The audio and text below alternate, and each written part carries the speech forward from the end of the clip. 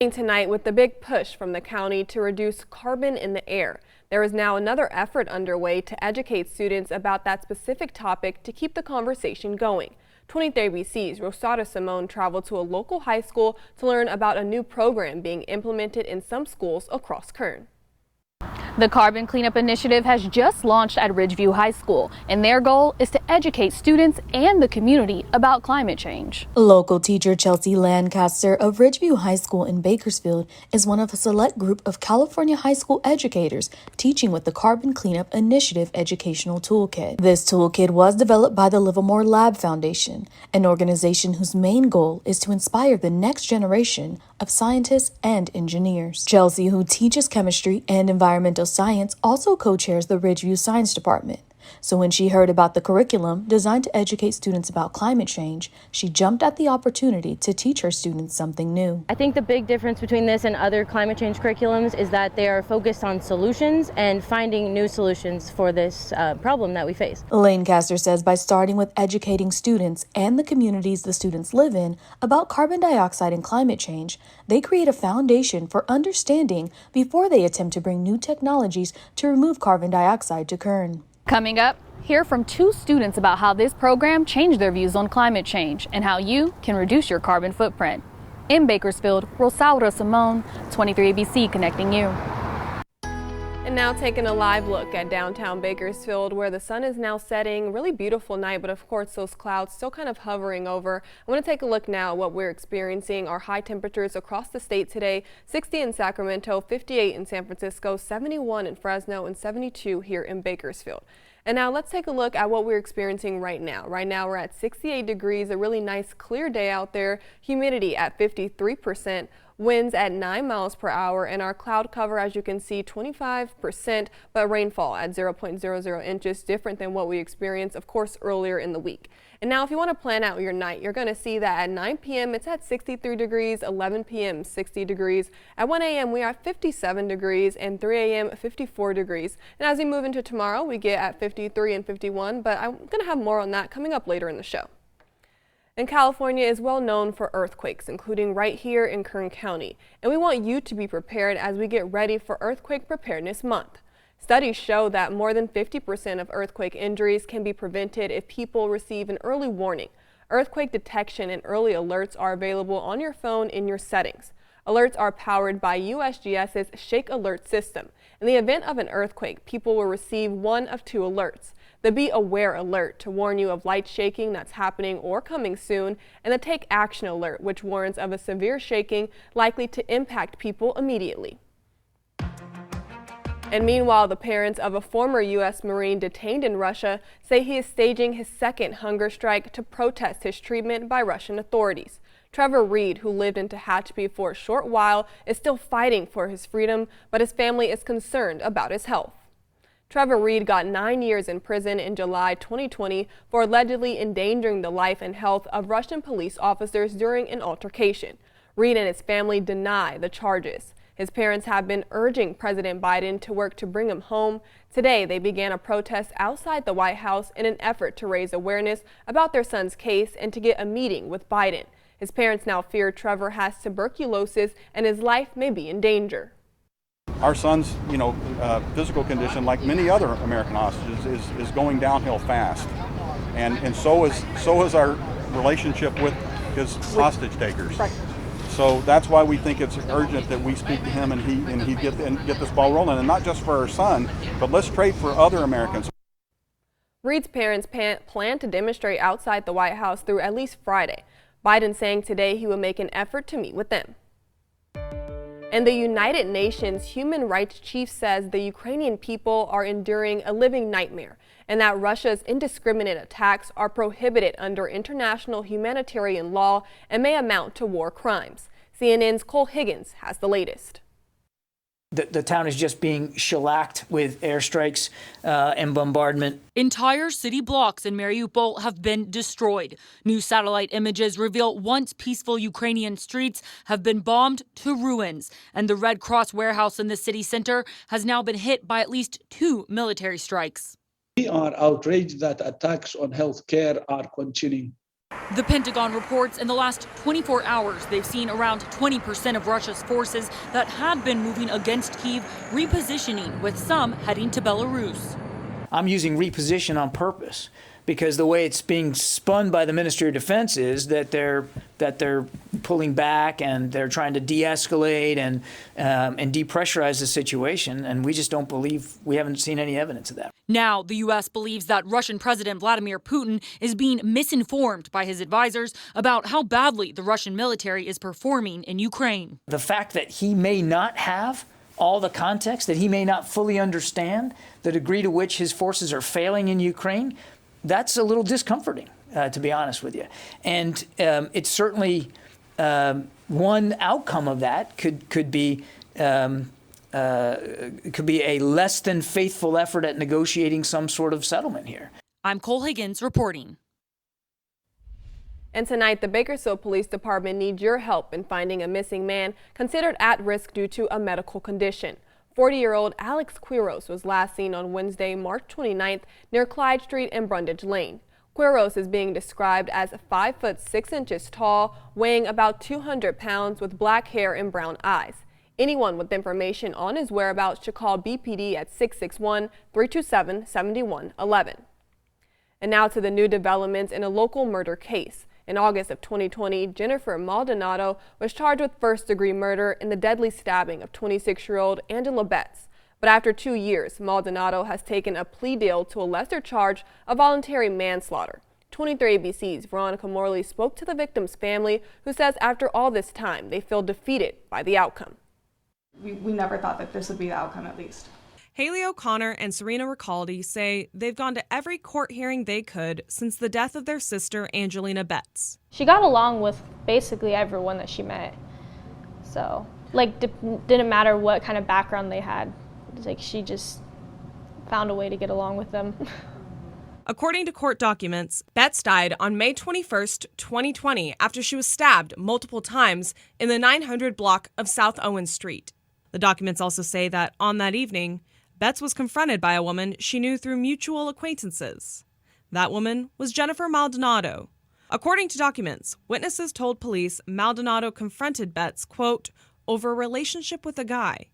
During the incident, Maldonado stabbed Betts in her left leg, severing an artery. Then a witness tried to drive Betts to a hospital, but crashed at the intersection of Niles Street and Mount Vernon Avenue. After Maldonado's arrest in January of 2021, Betts' family was hopeful that they would see justice for their loved one.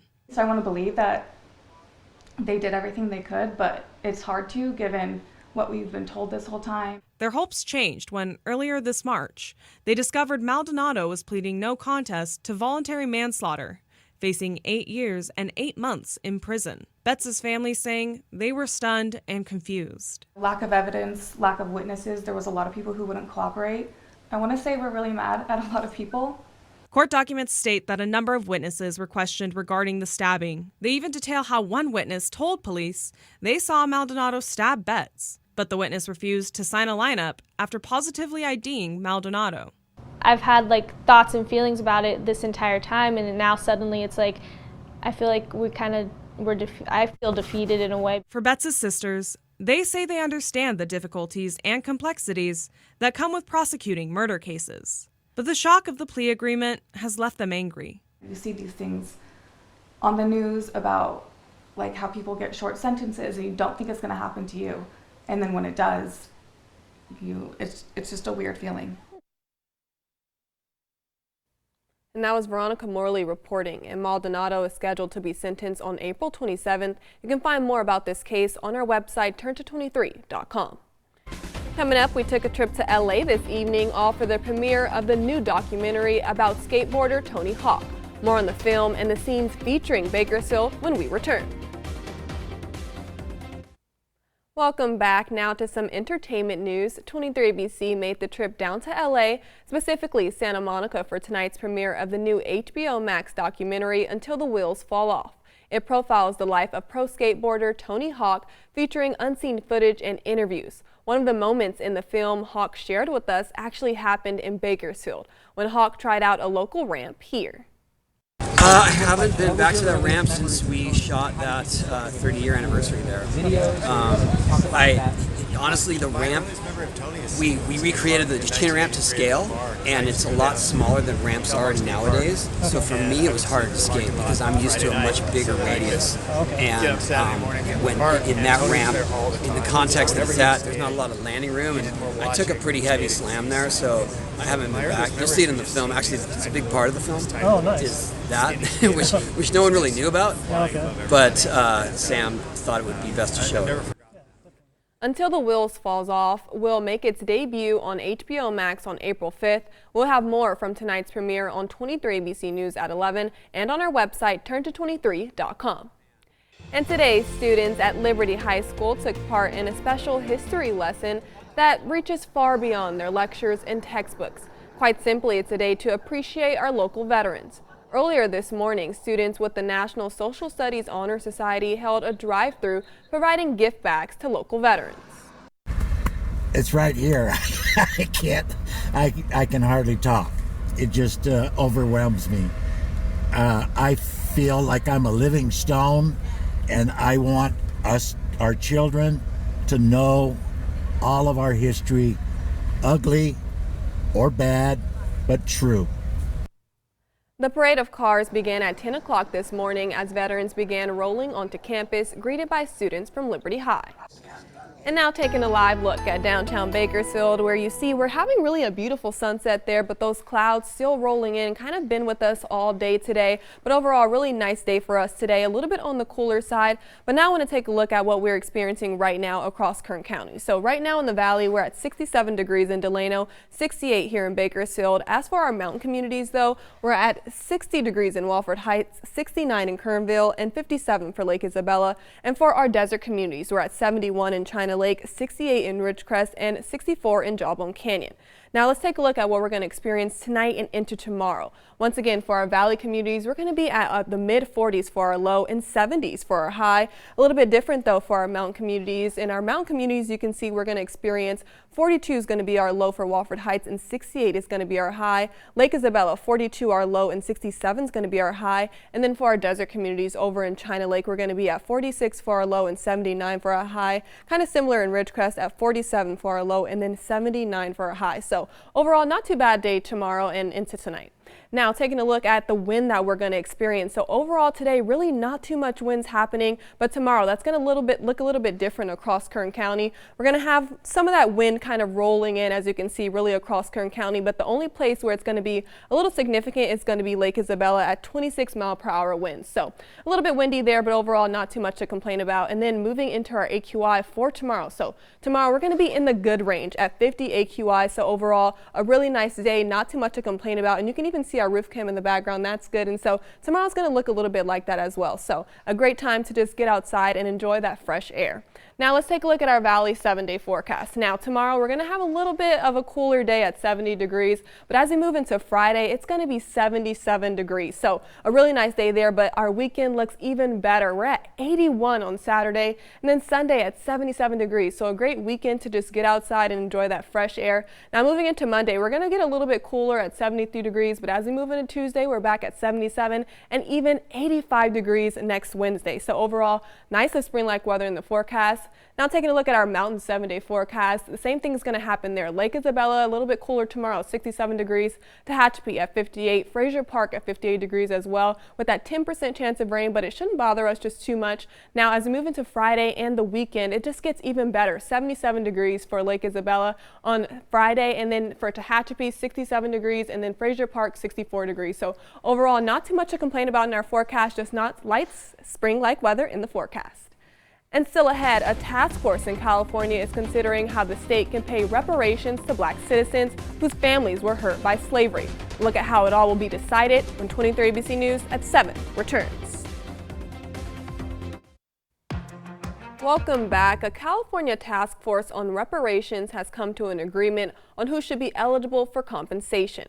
A bill signed into law in 2020 created the panel, which is so far the only such task force in the country. Newsy's James Packard dives into this complex issue. I think that there's a strong willingness for folks to do it now. Kevon Ward had every reason to think this day would never come. her state on the verge of deciding how to pay reparations to its black residents. I would urge this committee to start with all. California's 9-member panel studying reparations is working on a plan that could become the first in the country, and it could soon finally decide who should qualify. They call it what they want to call it. I think it's more than writing a check. All black residents? Only those who can trace their lineage directly to enslaved people or landowners whose property was stripped from them? It's dogged California's panel for months. Yet this debate is fueling the national movement toward reparations. I want to really move the needle on this. In Tulsa, Oklahoma, conversations to get reparations to black residents still living in the scars of the 1921 race massacre. You give the folks the things that they need and they flourish. And in Cleveland, Tucson, Arizona, Louisville, Kentucky. But we currently have an ongoing list of like 30 people who we're helping through crisis.